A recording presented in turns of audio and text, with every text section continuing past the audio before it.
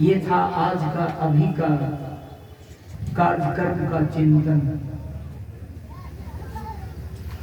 इसी चिंतन के सानिध्य में आगे का कार्य भार को मैं अपने माथे पर उठाकर कुछ दूर ले जाने का प्रयास करता हूं। मैंने जो कुछ भी बोला आज का इस कार्यक्रम का चिंतन के रूप में मैं रखा। अब आप इसी चिंतन के महासागर में डुबकी लगाते रहें, हीरा पाने की कोशिश करते रहें। मैंने आचार्य धर्मस्वरूप साहब की पंक्ति आप लोगों को सुनाने की हिम्मत की। बराबर आप लोग कहते हैं कि नित्य सत्संग में जाइए, तजी ममता अभिमान, जो जो पग भूमि पड़े कोटि तीर्थ समान। बंधुओं,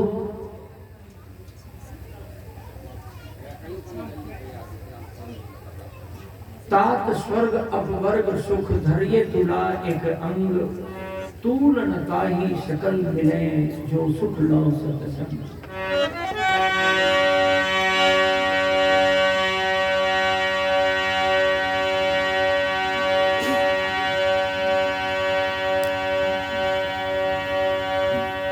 प्रभु राम 14 वर्ष वनवासी जीवन यापन करके लौटकर अयोध्या आए थे।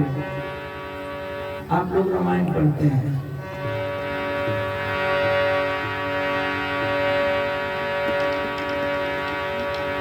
प्रभु राम को राजगद्दी मिली, रामायणी लोग कहते हैं। लेकिन हिंदुस्तान के बहुत बड़े विद्वानों ने, ध्यान दें, हिंदुस्तान के एक बहुत बड़े विद्वान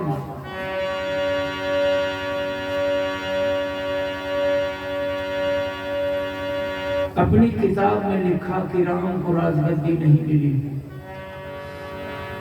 लेकिन जनरल लोग मानते हैं कि राजगद्दी मिली। ये अपना अपना सोच पर निर्भर करता है। पंडित राहुल संस्कृतियां लिखा कि भगवान राम को राजगद्दी नहीं मिली। राजगद्दी मिलने में शुरू से अंत तक विवाद बना रहा। अयोध्या से लौट कर आने के बाद भी विवाद बना रहा। लेकिन गोस्वामी तुलसीदास जी ने राजगद्दी अपनी कलम से दिलवाया। पंडित राहुल संस्कृतियां वो राहुल संस्कृतियां थे जिन्होंने हिंदू धर्म का प्रचार करने के लिए चीन गए थे। एक भाषा में बहुत सारी भाषाओं का विद्वान थे। चीन में प्रवेश करने के लिए उनको बर्फ पर सोना पड़ा था, कितने साल भूखा रहना पड़ा था। अंत में कोई रास्ता जब नहीं मिला तो भेड़ा चलाने वाले के साथ हो गए और भेड़ा चराने वाला का कंबल से अपने तन को ढककर भेड़ा चराने वाले के साथ चलकर चीन का बॉर्डर पार कर दिया। बहुत सालों तक वो चीन में रहा, प्रचार किया। जब चीन से पंडित राहुल संस्कृतियां लौटे थे तो 26 खच्चर के पीठ पर, ध्यान देना, 26 खच्चर के पीठ पर पुस्तक लाद करके भारत लौटे थे, जिसमें रास्ते में 6 खच्चर उनका मर गया। वो पंडित राहुल संस्कृतियां ने अपनी किताब में लिखा कि भगवान राम को 14 वर्ष के लिए वनवास को भेजा गया था। 14 वर्ष के अवधि में, 14 वर्ष के वनवासी जीवन में जितनी तकलीफ उनको उठानी पड़ी, जितना कष्ट महसूस करना पड़ा, उस क्षति की पूर्ति की व्यवस्था की गई भगवान राम के लिए। कब? जब लौट करके अयोध्या आए थे लंका से, तब उस क्षति की पूर्ति के लिए व्यवस्था की गई राम के लिए, न कि राजगद्दी गद्दी दी गई। पंडित राहुल संस्कृतायन ऐसा लिखा अपनी किताब में।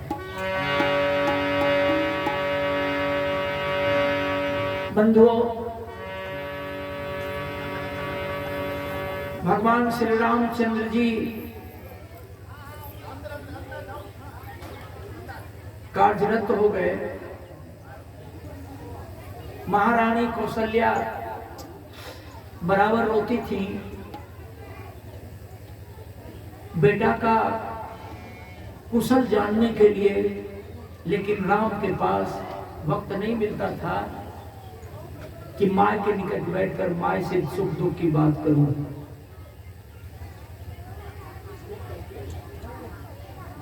अब कितना समय का अभाव रहा होगा मैं नहीं जानता, लेकिन ऐसा तुलसीदास ने लिखा। कौशल्या को चैन नहीं है। वो चाहती है कि बेटा के निकट बैठ करके मैं बात करूं, बहू के निकट बैठ करके बात करूं कि 14 साल के वनवासी जीवन में मेरा बेटा का दिनचर्या कैसा बीता। लेकिन राम को माँ के निकट बैठने का फुर्सत ही नहीं। कौशल्या तय कर लिया, तय यही किया कि आज रात में नहीं सोऊंगी, बेटा से समय मांगूंगी। हर रात जगी रह गई, मतलब रात्रि के मध्य बेला में रोती हुई गई और राम का आराम गाह के दरवाजे को खटखटाई। राम अंदर से कहा कौन? सिसक कर रोती हुई कही कि बेटा दरवाजा खोल, खोल बेटा दरवाजा, मैं तेरी मां कौशल्या हूं। राम दरवाजा खोल, दरवाजा खोला। कहा कि मां रोती क्यों हो?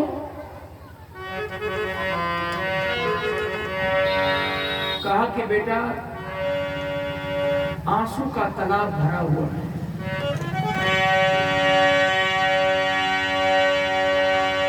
जितना ये तालाब खाली मैं करती हूँ उतना ही तालाब भरता जा रहा है। 14 वर्ष रोती रही मैं, तुम वनवासी जीवन से लौट करके आया, लेकिन आज भी मैं रो रही हूँ। बेटा, माँ का हाथ पकड़कर अपने आसन पर बिस्तर पर बिठा लिया। माँ का आंख से आंसू पोंछने लगी। उसी परिप्रेक्ष्य में कौशल्या कही कि बेटा रोने का कारण तो पूछा है, मैं किस लिए रोती हूँ कारण जाना। बेटा 14 बरस के लिए तुम वनवासी जीवन में गए, इस 14 बरस के अंतराल, लंबा अंतराल में सबसे ज्यादा वनवासी जीवन में तुमको प्यार कौन दिया? बेटा सबसे ज्यादा स्वादिष्ट भोजन तुमको कौन दिया, कहाँ दिया? राम कहा कि माए मेरे वियोग में हमारे बाबूजी मर गए, पुत्र मोह में, ख्याल करेंगे। राम कहा कि माए पुत्र मोह में बाबूजी मर गए, तुम भी मरना चाहती हो। ये प्रश्न वापस लो, ये प्रश्न का उत्तर नहीं दूंगा। कौशल्या माथा पीट कर रोने लगी। बार बार निर्देश करती है कि तुमको उत्तर देना। कहा माँ मर जाओगी तुम, उत्तर नहीं दूंगा। कौशल्या जूझ गई।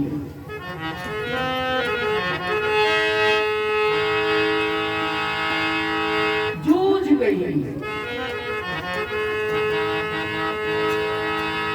बिलखने लगी, रोने लगी,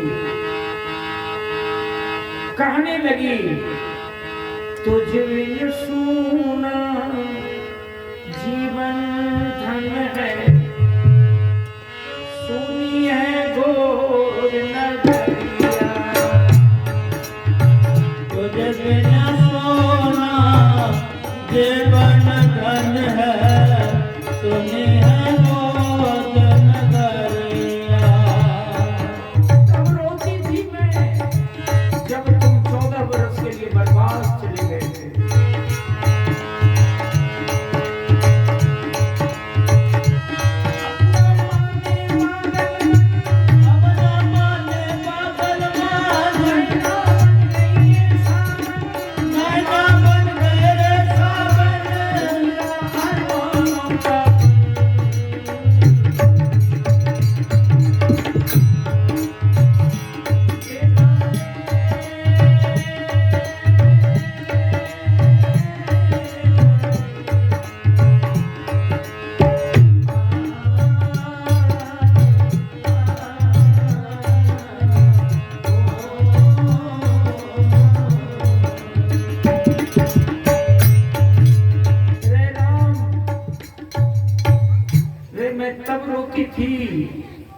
और जब तुम 14 वर्ष वनवासी जीवन से लौट कर आए, अब भी मैं रो रही हूँ। राम माय का आंख से आंसू को पोंछ दिया और कहा कि मैं प्रश्न का उत्तर दूंगा तो तुम और रोएगी। कौशल्या बोली कि नहीं रोगी, नहीं रोगी। राम कहा कि यदि नहीं रोगी तो ले उत्तर ले। माय उत्तर ले। 14 वर्ष के लिए मैं वनवास गया। ये 14 वर्ष के अंतराल में सबसे ज्यादा प्रेम कौन दिया और स्वादिष्ट भोजन किसने दी? यही प्रश्न है ना। बोली हाँ। कहा तो माय उत्तर ले। प्रभु राम कहा क्षीर सागर के जल में न, क्षीर सागर के जल में न, रंभा के फल में न। जब मैं विष्णु अवतार में क्षीर सागर में सोया था,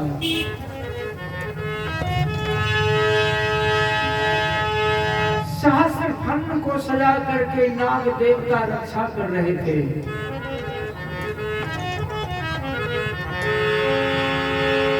वो क्षीर सागर का जल में मुझे कोई प्रेम और स्वाद नहीं मिला। क्षीर सागर के जल में रंभा के फल में हे माय, भगवान को भोग लगाते हैं संत महात्मा लोग केला का फल लेकर के। केला केला उसको रंभा फल कहा। रंभा के फल में ना सिंधु सुता जाया में। हमारी पत्नी लक्ष्मी जो क्षीर सागर में मेरे पांव के निकट बैठकर पांव दबाकर सेवा देती थी, लक्ष्मी भी अपने जीवन में उतना प्रेम नहीं दे सकी और ना ही स्वादिष्ट भोजन दिया। कौशल्या रोती बिलखती हुई कही कि रे पागल हो गए तुम? कहा नहीं माए,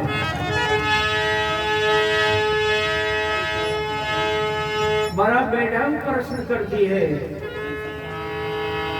बोली बेटा उत्तर दे। कहा माय, अयोध्या के अन्न में ना, मिथिला के उदन में ना। अयोध्या का अन्न खा करके मैं तरुण अवस्था को प्राप्त किया, लेकिन माय तुम्हारे इस अयोध्या का अन्न में भी मुझे उतना प्रेम और स्वाद नहीं मिला। अयोध्या के अन्न में ना, मिथिला के उदन में ना। विदेह राजा जनक के दरवाजे पर धनुष जग का महायज्ञ होने वाला था। हमारे बाबूजी को निमंत्रण नहीं था, तुम जानती हो माए। उस समय मैं गुरुजी के आश्रम में रहकर मैं स्वाध्याय कर रहा था, पढ़ रहा था। गुरु विश्वामित्र को निमंत्रण मिला यज्ञ देखने का, मेला देखने का। गुरु विश्वामित्र के साथ मैं पहुंचा। वहां लोगों ने बहुत स्वागत किया हमारे गुरुजी का, लेकिन वहां तो हर राज्य के जवान लोग पहुंचे थे। यज्ञ का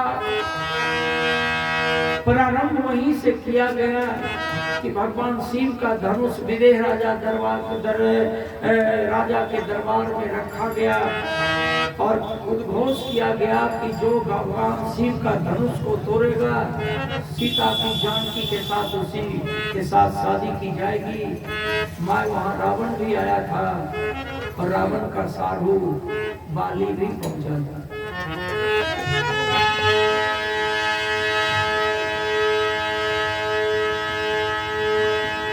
राजा हाय हाय का चौथा पुस्त का पोता भी उस यज्ञ में आया था। आप लोगों को पता होगा वही राजा है जिसके ऊपर 21 बार परशुराम चढ़ाई किया था। ध्यान देंगे, वही राजा है जिसके ऊपर 21 बार परशुराम चढ़ाई करके उस चंद्रवंशी क्षत्रिय का महाशक्ति को विनाश किया था। राजा है इसी कौम का थे जिसको आप अहिर कहते हैं, जाट कहते हैं, जादव कहते हैं। उसी राजा है का चौथा पुस्त का पोता जिसका नाम था बाणासुर। विदेह राजा जनक के दरवाजे पर धनुष तोड़ने के समय मैं भी था, हमारी भी उपस्थिति थी। नकार करके भी नकारा नहीं जा सकता। आज हिंदुस्तान का एक मुट्ठी आदमी रामायण को अपनी बहुमूल्य संपत्ति मान लिया।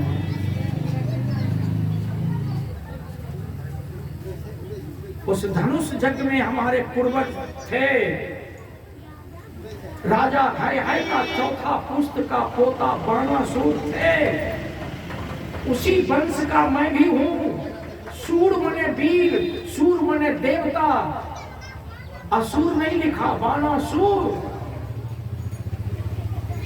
भगवान रामचंद्र जी मां को बता रहे हैं कि मां बाणासुर धरती पर धनुष पर हाथ रखा,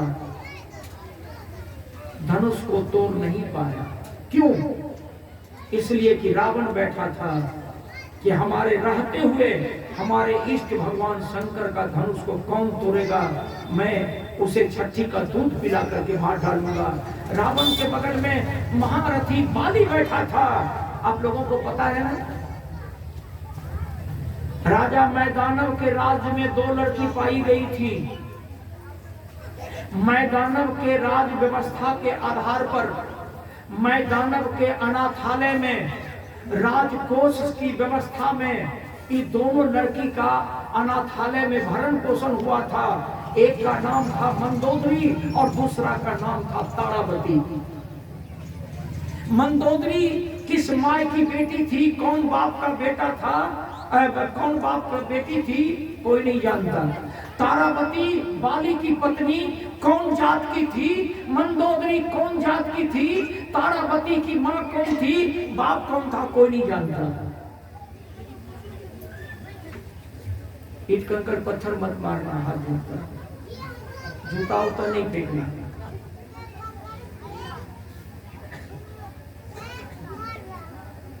सीता की कौन मां थी, कौन बाप था, कोई नहीं जानता।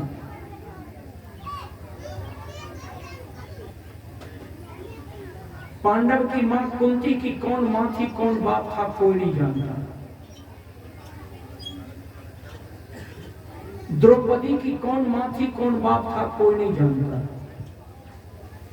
ये 5 औरत लड़कियां हैं, पाई गई राजतंत्र में राजा के कोष से। इस सभी का अनाथालय में भरण पोषण हुआ और यही कारण है कि स्वयंवर नचाकर लोगों की भीड़ जुटाकर उसमें किसी एक के साथ पानी ग्रहण करवा दिया ताकि स्वयं कल उस लड़की को त्यागे नहीं, उस लड़की को कोई छोड़े नहीं, उस लड़की का जीवन बर्बाद न हो। राजतंत्र का ऐसा नियम था। लेकिन हम लोग तो रामायण में उलझे हुए हैं। बड़ी भारी बदनामी का बोझ में माथे पर लिया। जब इतिहास के पृष्ठभूमि में जाता हूं और जब इतिहास पर बोलता हूं, एक साधारण पढ़ा लिखा आदमी हूं, लेकिन रामायण पढ़ने वाले लोग कभी कभी मुझे गाली भी देते हैं। भगवान राम माय से कहा कि माय, अयोध्या के अन्न में ना, मिथिला के उदन्न में ना। बाणासुर जब धनुष पर हाथ रखा, बाणासुर का हाथ धनुष पर है, बाणासुर पलट करके देखा तो बाणासुर को अपने दादा की घटी हुई घटना याद आने लगा। क्यों? परशुराम को भी आने की खबर थी। लोग दहल रहे थे कि परशुराम आ रहे हैं। वही परशुराम जिसने राजा है के बाणासुर के दादा के ऊपर 21 बार चढ़ाई करके राजा है की महाशक्ति को मट्टी पीड़ित किया था। रामायण के पृष्ठभूमि में, रामायण के दुनिया में आप जाकर थोड़ा सा आप अलग हटकर आप इतिहास के पृष्ठभूमि में जाएं। बाणासुर का हाथ धनुष पर है, लेकिन उसकी छाती दहल रही है कि सामने में रावण बैठा है, सामने में बाली बैठा है, ये धनुष तोड़ने के विपक्ष में बैठा है, धनुष भंग होने से बचाने के लिए आया है। भगवान शिव, भगवान शंकर को रावण इष्ट मान करके बैठ गया है। परशुराम भी आने वाला है। हमारे पास जनमत की शक्ति नहीं है। अगर मैं धनुष तोड़ता हूं तो मैं मारा जाऊंगा। रामायण है, मुखदंत नहीं बोल रहा हूं। बाणासुर धनुष पर से जनमत की शक्ति न होने के कारण बाणासुर धनुष पर से हाथ उठा लिया। अब उस धनुष को कौन तोड़ेगा? उस धनुष को कौन तोड़ेगा? विश्वामित्र ऊंचे सिंहासन पर बैठे हुए हैं। राम लक्ष्मण गुरु के सर पांव के निकट बैठे हैं। सबों की दृष्टि विश्वामित्र की तरफ है। बाणासुर धनुष पर से हाथ उठा लिया है, इसलिए कि हमारे पास जनमत की ताकत नहीं है। धनुष को तोड़ूंगा, ये सारे लोग मिलकर के मेरी हत्या कर देंगे। हाथ उठा लिया।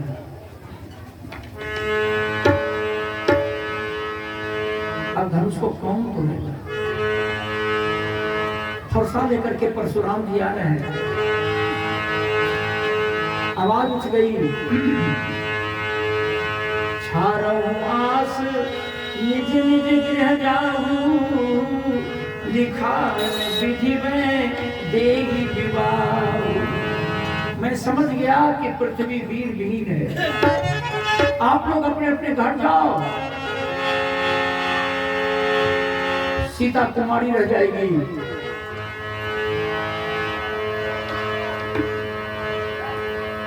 लक्ष्मण उठा।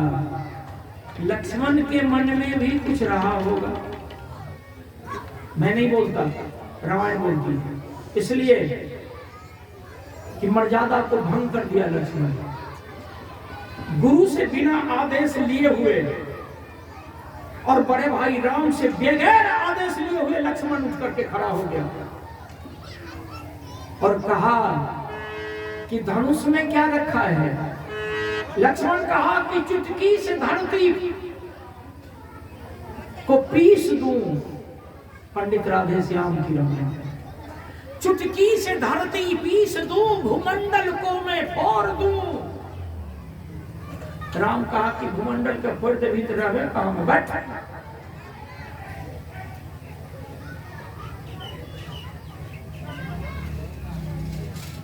बंधुओं, अनुशासनहीनता का काम कर रहे हो तुम। बगैर गुरुजी से आदेश लिए हुए तुम उठ करके खड़ा हो गए, बैठ। लेकिन लक्ष्मण क्रोध में लाल है। चुटकी से धरती पीस दूं, भूमंडल को मैं फोड़ दूं, क्षण ही में धनु ही तोड़ कर दूंगा अभी दिखा। पंडित राधे श्याम रामायण में लिखा। राम जी बोले कि बैठ गए, बैठ गए, बैठ गए। इसीलिए थोड़ी मस्करी किया, थोड़ी सी मैं अंदर से वो आवाज दिया कि लक्ष्मण के मन में भी कुछ रहा होगा। बगैर गुरु जी से पूछे हुए और बगैर बड़का भाई की अनुमति लिए हुए उठ करके खड़ा हो गया। तो चुटकी से धरती, मैं नहीं बोलता, रामायण की पंक्ति बोलती है कि चुटकी से धरती पीस दूं, भूमंडल को मैं तोड़ दूं, क्षण ही में धनु ही तोड़ कर दूंगा अभी दिखा, आदेश करो मैं धनुष को तोड़ दूंगा। तो विश्वामित्र साहब इशारा किया, बेटा बैठ बैठ बैठ। रहा होगा लक्ष्मण के मन में कुछ बात, लक्ष्मण जी बैठ गए। अब मैं आप लोगों को ले चलता हूं वाल्मीकि रामायण की तरफ। स्वामी वाल्मीकि जी ने अपनी रामायण में लिखा, भगवान राम से विश्वामित्र जी महाराज बोले, वत्स राम, हे राम, वाल्मीकि रामायण की पंक्ति है, वत्स राम धनुष, हे राम धनुष को देख लिया। राम कहा कि गुरुदेव अहम धनु पश्य, मैं धनुष को देख लिया।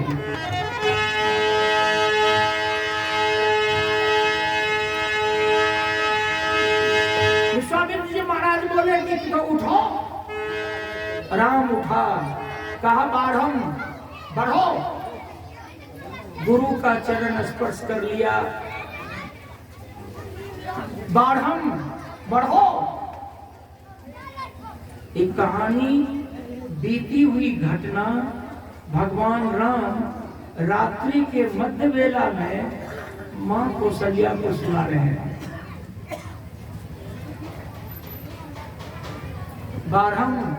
बढ़ो।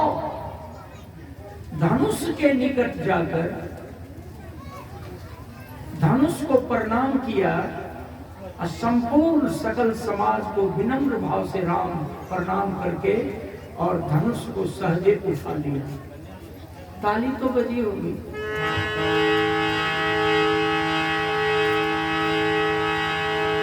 ताली तो बजी होगी।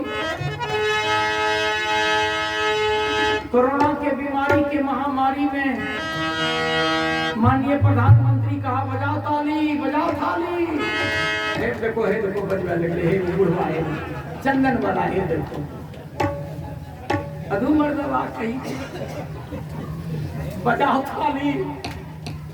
बस जय प्रधानमंत्री कहलखिन बजाओ ताली, तो हमें तो कीर्तन में कर लो, तब ताली बजे ना शुरू। ताली बजे लो तो कोरोना के बीमारी भाग लो की।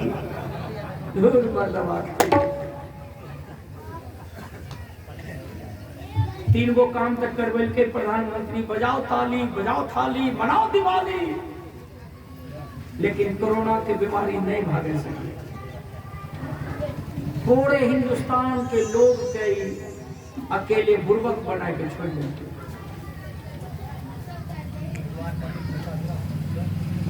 आरो जे बाकी साकी कुकर्म से करबै तो लोड हो रहे, बहुत दूर तक देते ही बात।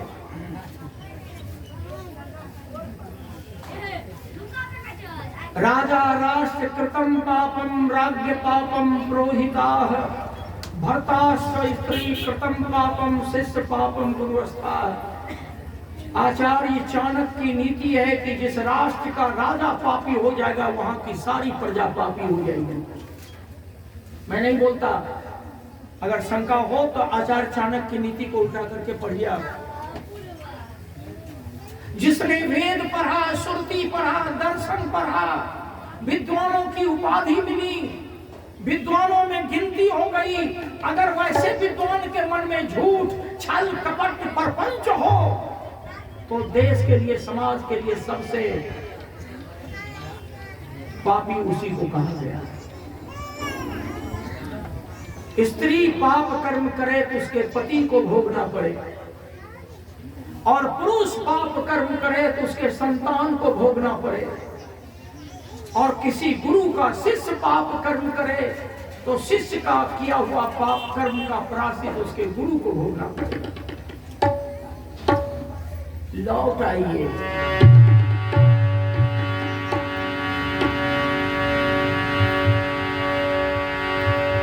बंधुओं, भगवान रामचंद्र जी धनुष को उठा लिया। अब आइए लौट करके तुलसीदास जी क्या अपना मंतव्य दिया। तुलसीदास जी कहा कि कौशल्या का सूत जब हाथ में पिनाक लिए, तुलसी की भविष्यवाणी है। कौशल्या का सूत जब हाथ में पिनाक लियो, तोड़वे की बेरी सोच कियो बात चारी के। भगवान राम धनुष को उठाए, उनको 4 बात की चिंता हो गई। तुलसीदास ने भविष्यवाणी की, जो नसीब धनुष तोरो कूल में कलंक होवे। राम जी धनुष उठाकर खड़ा है और सोचने लगे कि इतने लोगों के समूह में यदि मैं धनुष को नहीं तोड़ता हूं तो कुल की मर्यादा में दाग लग जाएगा, कुल में कलंक हो जाएगा। अब मैं क्या करूं? तुलसीदास जी की भविष्यवाणी, जो नसीब धनुष तोड़ूं कूल में कलंक होवे। तोड़ूंगा तो लोग कहे लोभ कियो नारी के। अगर मैं तोड़ता हूं तो लोग कहेगा कि सीता के लोभ में जाकर के राम धनुष तोड़ दिया। नहीं कोई कहते तो हमें तो लक्ष्मण के बारे में कहिए दिलिए हो।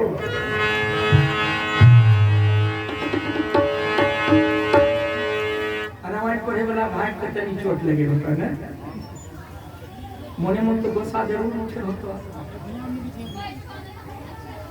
लेकिन एक नहीं।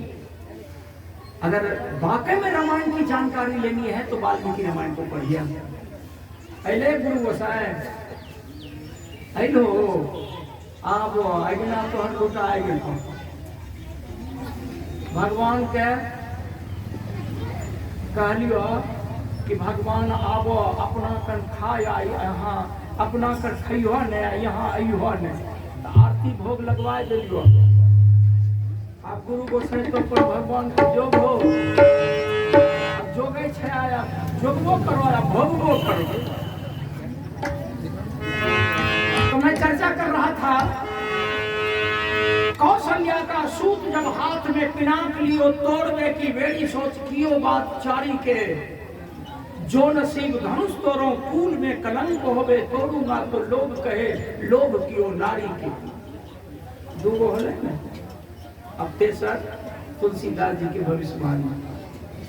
राजा वो जनक परण ठाने सो निवाहे बनी। अगर मैं धनुष नहीं तोड़ता हूं तो विदेह राजा जनक ने जो पर्ण किया उसका पर्ण अपर्ण हो जाएगा। चौथे सोच मोहे हो दशानन सुरारी के। चौथा सोच भगवान राम को सता रहा है कि यदि मैं धनुष को नहीं तोड़ूंगा तो सामने में रावण बैठा है, ये मारा नहीं जाएगा। हमारे तुलसी कमाल कर दिया भविष्यवाणी। यही सोची कृपा निधि। ध्यान दीजिए, तुलसीदास जी लिखते हैं कवितावली में, यही सोची कृपा निधि खैचत करोड़ हाथ। कौशल्या का सूत धनु तोरे त्रिपुरारी के। बजा ताली, अब पेट बजे लो।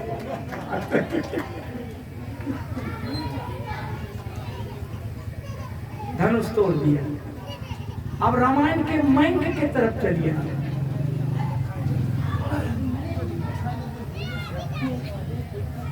अगली पंक्ति थोड़ी करिए है। आप लोग कीर्तन सुने आए हैं, कीर्तन सुनाऊंगा, बैठिए ना। आज दोसर खेत जोते के नहीं चाहिए, करिए जोतबे। लेकिन एगो चीज होता है, जोत तो देवो लेकिन चौकी नहीं देवो, खड़े खेत छोड़ देवे।